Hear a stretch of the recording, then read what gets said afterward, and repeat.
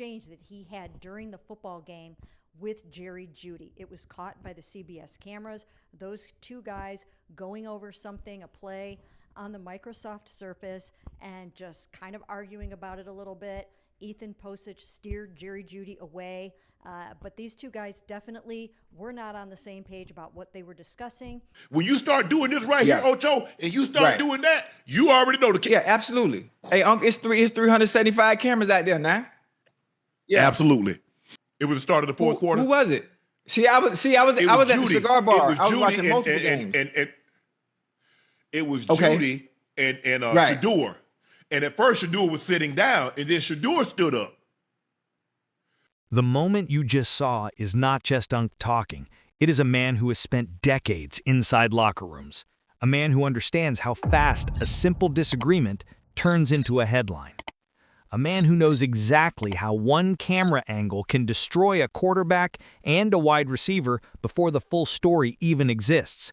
And tonight, that moment has turned the entire Cleveland Browns community upside down. I said it is a bad look when a player and a quarterback or any two players get on and it becomes animated. What do you want us to say? We don't know what was said. Nobody said anything. That Shedeur didn't mention it. Did Jeudy say what was said? Did we know what Jeudy said? So what do y'all want us to do? I've said it's a bad look when two teammates on the sideline because the fans see it and the quarterback's going to see it when two players start to get animated. Before we go any deeper, make sure you like the video and subscribe, because every day we drop the real stories the media refuses to slow down and understand. And if you don't subscribe, someone out there might twist this story even more. So let's get into it, and let's break down the moment that sent every Browns fan into chaos. The moment Jerry Jeudy stood over Shedeur Sanders on the sideline. The moment his body language screamed frustration. The moment Shedeur rose from the bench and met that energy face to face, and the moment every camera on the field locked in, ready to spark a full-scale controversy. Even if I'm doing this and I don't say nothing, y'all gonna say, got upset with Ocho last night because of the animation. I don't know what you want us to say. We don't dodge topics. We don't dodge heavy conversation. But what do you want Ocho and I to say when we don't know what was being said? We don't know what caused the animation. The animation. So what do you want us to say? Just to go out there on the limb and just arbitrarily when we don't know what was said or what was being discussed? When Unc said, "You do not have enough information to have an opinion," he was not being dramatic. He was being honest. Because the truth is, we do not know what Jeudy said. We do not know what Shedeur said. We do not know if the argument was about a route, a read, a throw, or about nothing at all. All we know is the camera zoomed in, they got animated, and the internet did the rest. So here is the real question for the viewers. Do you think fans overreact too fast when a quarterback and receiver argue on the sideline? Or do you think players should never show that kind of emotion on camera? Let me know in the comments, because this one is deeper than it looks. Now, let's rewind to the moment that started everything. Fourth quarter. The Browns' offense is already struggling. The receivers were frustrated. The quarterback is trying to survive behind an offensive line still learning how to trust itself. It is late in the game, and they need a drive. They need a spark. They need anything. And instead, a miscommunication happens on a route that could have been a big game. Especially on your side, and then the camera's going to pick it up as you start to get animated and you start to do stuff like this. Okay, I understand. So, that's the quarterback and receiver talk now. You know how that go. And sometimes it gets animated like that, and we've seen that. Well, you know how people will take it. They act like they've never seen that a day in their life. You know, with a quarterback and a receiver, being animated, especially in game. But I know exactly what you're talking about. I didn't even see it, and I can already picture it in my head. Jeudy walks back to the sideline, shaking his head. Shedeur sits with the tablet trying to figure out what went wrong. Coaches walk past, cameras move in, fans hold their phones, and the oxygen inside the stadium changes. Because Jeudy does not stay quiet. He steps forward, speaks to Shedeur, and the conversation heats up. Shedeur stands. His face changes, his tone changes, his body language changes. Not in a hostile way, but in a competitive way. And suddenly it looks like a confrontation. People forget that quarterbacks and receivers argue every day. Peyton Manning did it. Tom Brady did it. Aaron Rodgers did it. Every great quarterback has done it, but the difference is this. Shedeur is a rookie, and every movement he makes is magnified because of who he is and the pressure attached to his name. And then afterwards, Shedeur talked about the fact that it's going to take some time to develop trust between those two, to develop timing, chemistry, and for them to get on the same page and see things through the same lens. And it's almost seemed like he was capturing what happened during the game. And this pressure did not begin with the viral clip. It began the moment Cleveland drafted him. A rookie quarterback stepping into a team short on weapons, short on identity, and short on patience.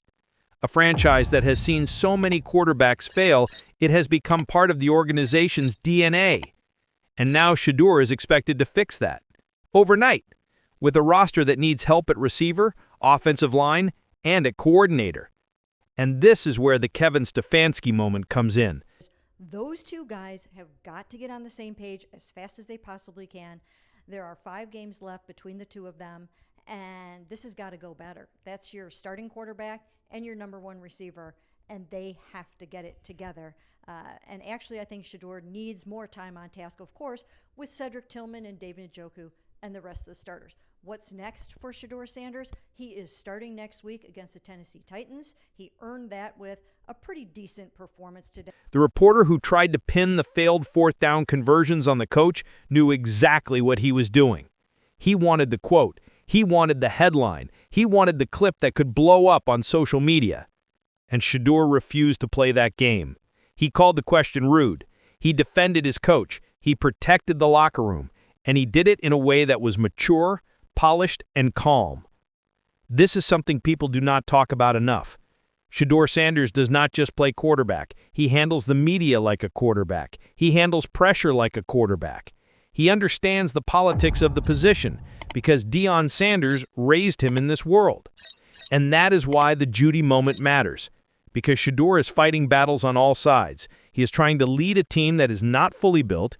He is trying to stay composed in a media environment that wants drama, and he is trying to build chemistry with receivers who are not used to a rookie with this kind of spotlight. Miscommunication, somebody runs something wrong, or a ball that happens all the time. But okay, I got you. Yeah. Shedeur Sanders was asked to keep trying to trick him, Ocho, of something about Kevin Stefanski. Let's take a listen to what he had to say. Try to trip him up, huh? Shedeur, I think those 4th and 1, those 2 4th and 1s that didn't work. And did you like Kevin having the aggressiveness there, even backed up in your territory? I mean, first, that's a rude question to ask. If I think, it was a great call by my coach, Let me ask you this. Do you think players treat Shedeur differently because of who his father is? Do they expect more? Do they push harder? Or do some resent the attention? Tell me in the comments because that question keeps coming up. Now, back to the sideline. After the clip went viral, fans demanded explanations. They wanted someone to blame. They wanted a villain. But that is exactly what Unc was fighting against. He refused to attack Jeudy without facts. He refused to attack Shedeur without facts. He refused to turn a normal football argument into a disaster. And he's right, because the truth is, the Browns have bigger problems than one sideline moment. Look at the offense. Look at the lack of explosive playmakers. Look at the rhythm that never seems to show up. Look at the constant pressure on the quarterback. Look at the play calling that forces the offense to play tight instead of loose. And look at the weight on Shedeur's shoulders. A rookie asked to be the savior of a franchise still searching for stability. A rookie asked to battle veterans who want results now. A rookie asked to earn respect in a locker room filled with frustration. So here is something to think about. If Cleveland had 2 true number 1 receivers, would this argument ever happen? If Cleveland had a stable offensive line, would this argument happen? If Cleveland had a stronger identity, would this argument happen? Probably not. This is why Unc said the Browns need draft picks. They need patience. They need pieces. They need structure. And they need time. Because let's be honest, outside of maybe 3 quarterbacks in the entire NFL, there is not a single player alive who could walk into Cleveland and make this offense look elite today. Not with the current weapons. Not with the current depth. Not with the current system.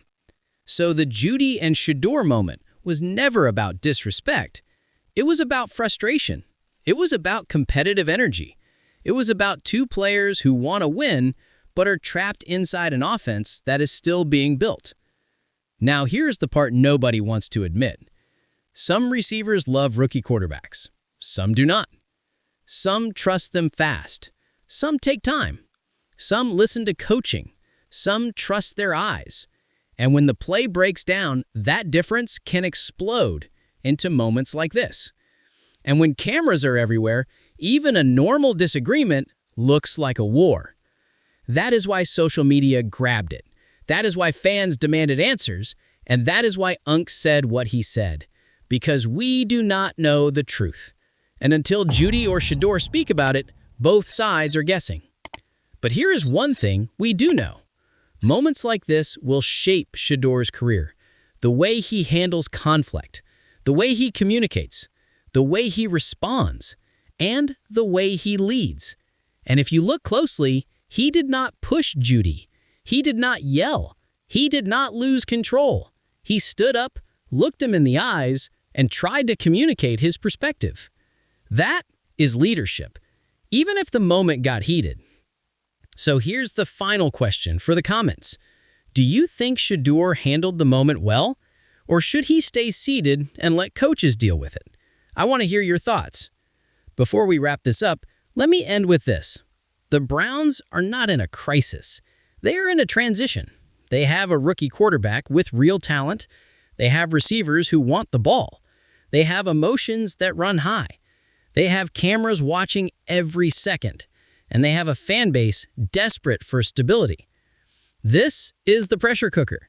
This is what happens when expectations run ahead of reality. This is what happens when a viral clip becomes bigger than the actual game. But this is also where leaders are made. And whether you like Shedeur or not, you cannot deny this. He is learning fast, he is staying composed, and he is speaking like a quarterback who understands the big picture. And if the Browns can add weapons to protect him and build around him, the arguments will stop. The frustration will fade. The cameras will still be there, but the results will speak louder. Until then, moments like this will continue to shake the internet, and people will keep asking questions, but the truth is simple. It was a disagreement. It was normal. It was emotional, and it was part of the game.